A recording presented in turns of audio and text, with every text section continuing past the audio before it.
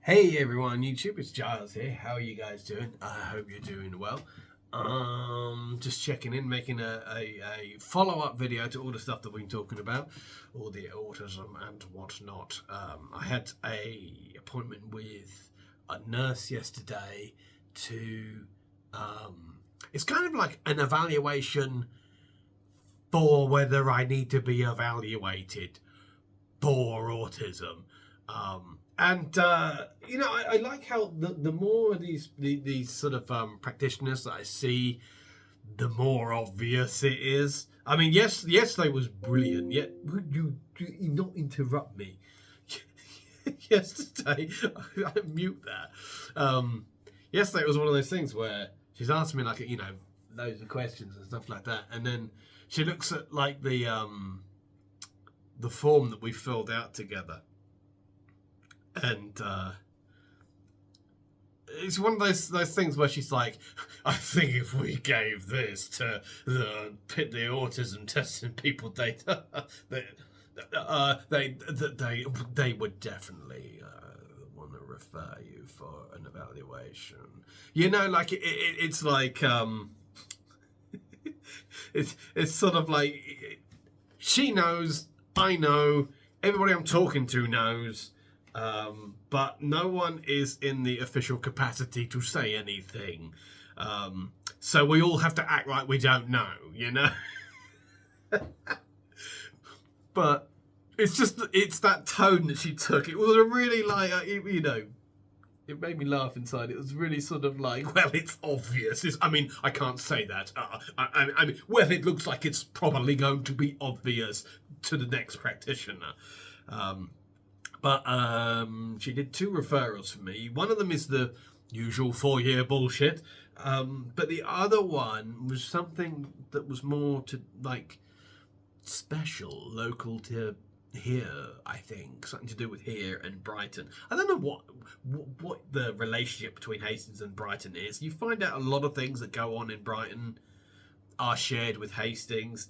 And Hastings has kind of evolved over the years to be like a fake Brighton.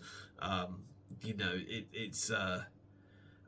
don't know, but for whatever reason there's something that they share that we do, which is do you know what, it's got like a really forgettable name. It's like your right to choose or something like that.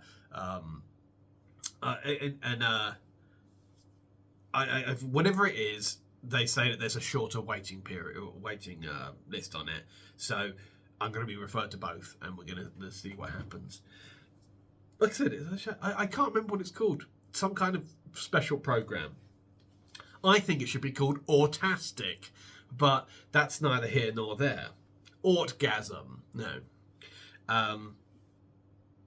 But as the days go by, things they continue to change for me as the more I read up, the more I research on it, the more I sort of understand how my brain works. I was thinking about like this YouTube channel and how I talk about stuff on this YouTube channel, and I don't think this channel. I said it in a previous video. I said like this channel might just be for autistic discussion, and I think that is a pony that is a horse that can be dyed and flogged. Is that how I'm trying to say? Basically, I'm saying I could potentially knacker the subject and then be clutching at straws. I mean, that's like YouTuber hell. Like, have you seen that? When you see somebody who dedicates a channel to something, the subject has clearly exhausted, and they are just picking out random stuff. And no offense to a lot of them, but I see it happen to a lot of autistic channels. Because the only sort of I think that the only sort of longevity in a channel like that is channeling your interests, because the only way to keep up talking specifically about that subject is to re-record the same topics hoping to word them better, having thought about them more or what have you. But I'm just going to play it by ear and just see what happens, see what evolves naturally. Right now, I want to talk about it a bunch, so we will. It's interesting because I've been thinking about the speed, the speed of the autistic mind, which was something that I had a really hard time accepting at first. And I think I had a hard time accepting it because it felt like, whenever the point was made to me, it felt like some kind of ego thing, like my mind moves faster than your mind. When really it's sort of like, well, yes, that's true, but that doesn't mean that you're smarter or better than anybody. In fact, it can give the illusion of making you appear dimmer than everybody on account of if your brain is moving faster, that means it can stumble faster. It means that you can do hasty things. It means that you can like in Dumb and Dumber, you can drive halfway across the country in the wrong direction. And it's one. It's weird. It takes me back to when I was in the workplace, and I used to get very frustrated with bosses who weren't pointing me in the right direction, and getting annoyed with my questions when I was getting them to point me in the right direction. A number of times I have to preface this. They're like, "Giles, can you do this?" And I'm sort of like, okay, but you're going to have to answer this, and this first, because I know how fast I will go if you point me in the wrong direction. And it would happen. They get annoyed with answers. They won't answer questions properly. And then you think to yourself, well, I'll push forward. And before you know it, you've done like several days of work in the course of a couple of hours because of, speed and all that sort of stuff. And they turn around and they go, why have you done this? Why have you done that? Why have you done that? And it's like, well, because you asked the work to be done in the laziest way possible. I didn't have any information. And I'm up, and I got to go. I can't sit there hanging around for you all day. Yeah. But, it takes me back to... a lot of you guys know, I produce comics online. And as a business, it's always failed me. And that would be down to poor organisation of so many things, and I think so many of it is caused by, again, understanding the speed of how my brain works, and I get hit with like these sort of memories, and it's crazy to think that I never thought anything was up. Like my record, and I don't know if I'm proud of this or not. My record, I produced 400 comics in 1 year, and I, first of all, where's the money, and second of all, how did I think that was normal? Like, how did I think that was, how did I think that was normal, sensible, good for my well-being? Any of that sort of stuff. Like, how can you do that and not think that there's an issue there? But, I guess the problem is you can't really notice there's an issue when you're already going on to the next project. But understanding how this works and how I think the thing that's really getting me caught up is that a lot of these projects weren't small, but again, this is the sheer speed at which I can work at, because I've always said that I learned to cut corners while making it look good. That was always the thing. It's sort of like you can cut corners. Like, cut corners, I find, is a very ironic thing, that you find that people who aren't being hasty or aren't being rash in any way typically cut corners because they don't want to do any of it at all. But when you want to do it, I feel like the the motivation to cut corners becomes like an art form, because you start to sort of say, what is the quickest way to do something that looks the best? And you start finding ways to evaluate the corners which you're cutting, and evaluate, and then you outright decide whether it's a worthwhile shortcut or not. And I think that's the difference between cutting corners negatively and positively. But I look at that speed, and I think to myself, some of these comics had like 300-400 pages to them.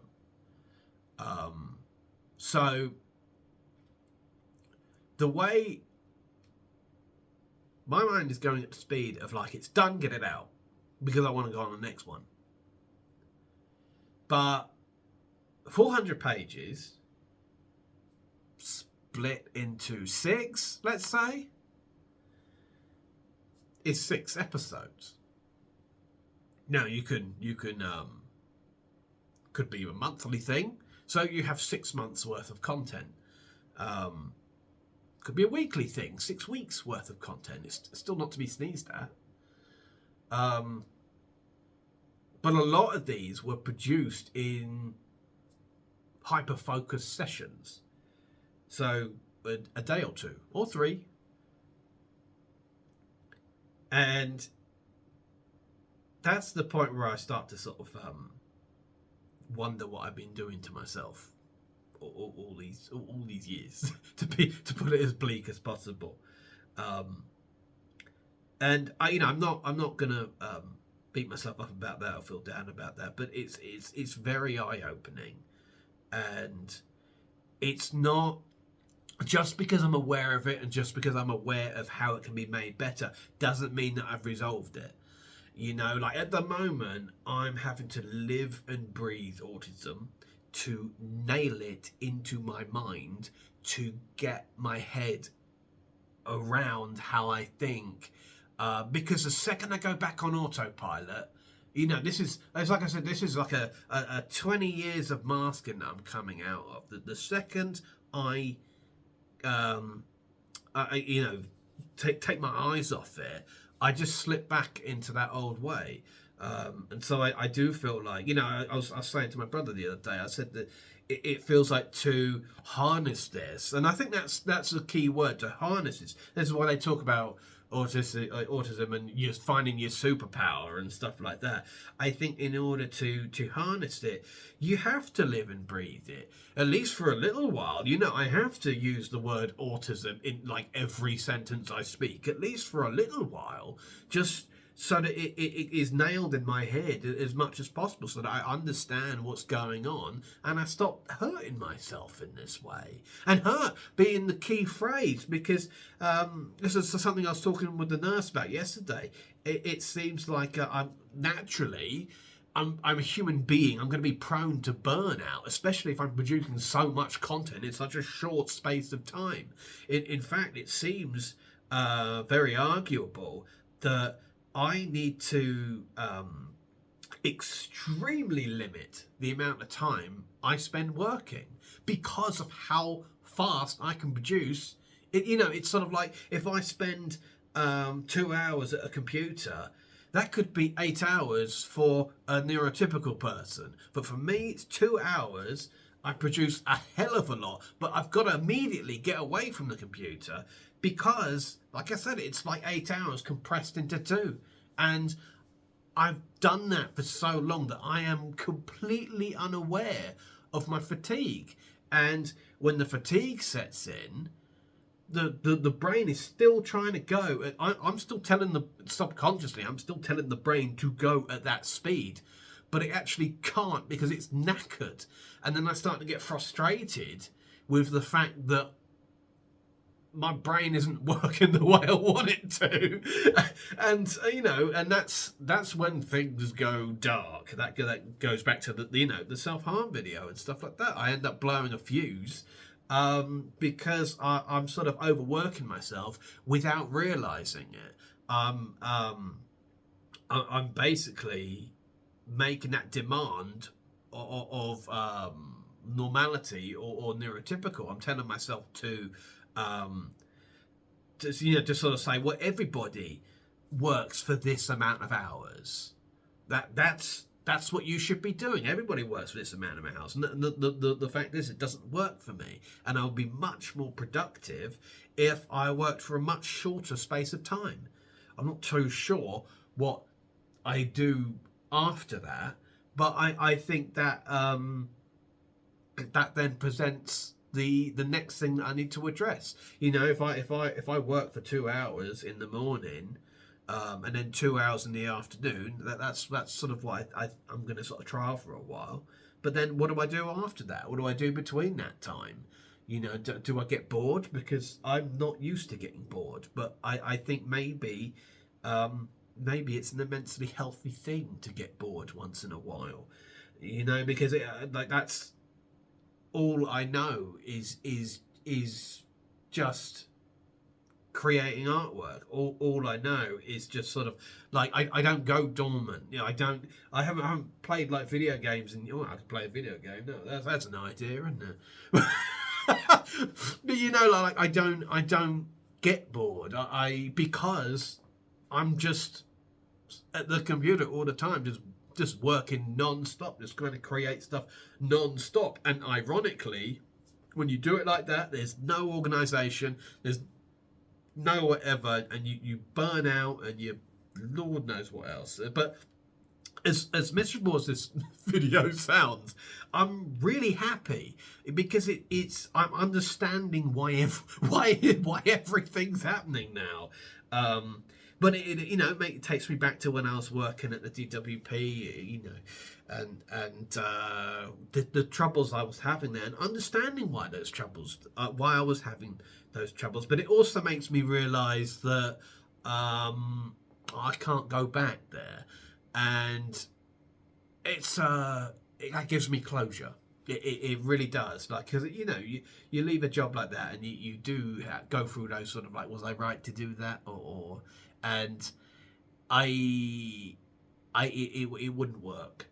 And I'm sort of analysing all the things that went wrong, and I just think, you know, I think I'll just be happier somewhere else, and happier. And it's not the people or anything like that. Like, I mean, you know, it's a government job. They're trying to represent the nation, so you generally find that they are very strict about being acceptance of all people, as they should be. It's the government of a very diverse country, you know. But you know, just to touch base, some people like to go political when you talk about things like this. I just want to touch on the fact that there's a very distinct difference between a politician and a government worker. Very, very different. Civil servants and politicians are night and day, and civil servants are awesome. I'll always stand by that. But you know, it's just the sort of work that I can't. I think not only can I not do it, I don't want to do it. You know, I sort of it was nice meeting all those colleagues, and it was nice getting that job. You know, learning that I can get my head around all that sort of stuff. I'm still like, you know, quite knowledgeable about UC and stuff like that. But it's sort of I don't know, like for reason I'm talking about in this video, it's hard to get me to sit still for that long, I guess. But as well, you know, my passions lie elsewhere, and understanding autism has really helped me understand how my mind works and how to take control of this, because I honestly thought there was absolutely no way to take control of this at all. I thought it was just something that, you know, I thought I was screwed, but basically, but actually sort of going, all right, well, if this is the problem, then there is a solution. You know, there's a solution that I can get comfortable about. You know, like the 2 hour things. I mean, maybe Maybe, you know, it's 2 hours at the computer where it's 3D is concerned, and other time between that could be spent organizing and, you know, doing what you could say admin and stuff like that. And that could help a lot when I'm talking about producing hundreds of images that can be split into parts. Well, that's a good time to organize those parts, but at the same time, you know, a bit of downtime would be nice. But it's all sort of up in the air at the moment, but it's really good ultimately. But it's weird. I keep going through in my head, sort of. I don't know, like everything. It sounds really weird, but I keep thinking about comics and how, like, you know, professional comics and stuff like that. What they call a series, I've called an episode. You know, that's the thing that's getting to me, and that's when I really start to wonder what I've been doing to myself. Like, they have like 20 issues. But it's all the same story, you know. It's just sort of 20 issues. It's all the same story. They'll introduce different events so that they can bill each issue individually. You know, like I don't know, the main villain gets introduced in like the 3rd issue. In something that I'm producing, it would be like the main villain just gets introduced, you know, on the 30th page or whatever. But to them, they're like, that's like a big thing, you know. That's where it gets introduced. But I just like produce it as one thing and then send it out. And the thing is, when you do that, it has next to no shelf life whatsoever. So it's not a wonder that I barely make anything from it. And it's not a wonder that I immediately have to rush on to the next thing. Excuse me. Because I'm trying to make up the money that I've lost from producing in that way. But understanding why that happens, I've always just sort of thought, well, you're just bad at business, you know? And you know, yeah, that is a business issue. But if I'm so bad at business, how come as soon as I get my head around how my head works, I suddenly feel like I know how to do it? You know, it's sort of like if it was that much of a complex issue that was far beyond my understanding, how come this issue clicks into place and suddenly I understand everything that's gone wrong and I know exactly how to rectify it? But yeah, it's like I said, it's quite daunting when you look at it, but it's only daunting looking at what it was. It's not daunting anymore. It's looking at what it is and looking at how to move forward. Fills me with a lot of confidence. It's going to be interesting seeing the future now. But yeah, producing stuff too far. And just for the record, you know, if you don't make content or something like that, I'm sure you've got some kind of equivalent that something that, you know, that you engross in at too quick of a speed. I don't know. Sorry, it's a bit of a vague video log, but do you know, if anything, I wanted to record this video log because I wanted to gather my thoughts, if you know what I mean. Like, I really sort of felt like I knew what I was thinking about, but it was all quite fragmented. Might be on account of how fast I'm thinking. But and I'm still digesting that, like understanding that other people don't do this. You know? I'm still trying to get my head around that. That's the strangest thing. Like, and again, it doesn't make them.